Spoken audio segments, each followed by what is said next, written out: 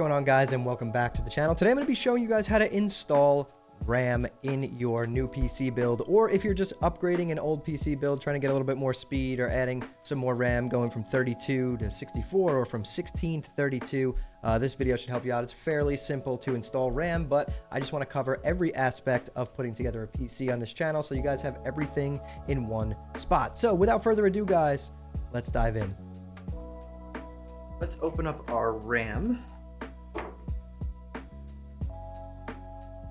We got G.Skill Trident Z5 Neo RGB 32 gig DDR5 6000. So we can definitely be going up to 32 more gigs for a total of 64 probably within the next week or two, but just for now we're going to start with 32. Open up this RAM.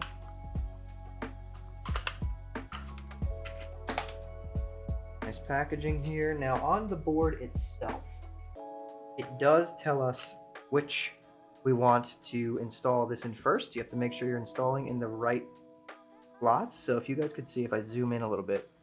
So right here, it's saying you want to do DDR5A2 and DDR5B2 first. So that would be this slot and the last slot. That's where we want to install our memory in first. Since we only have 2 sticks, that's what we have to do.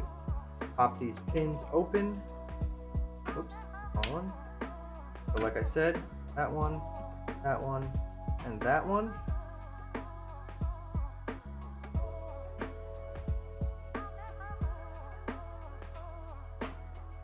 Down until it clicks. On both sides, like that. Okay, double click, good. Right. Then check it. Those are in. Perfect. So our board is looking pretty good. Board's looking good. Okay, we have our RAM installed. We have our CPU installed. We have the brackets for our cooler installed.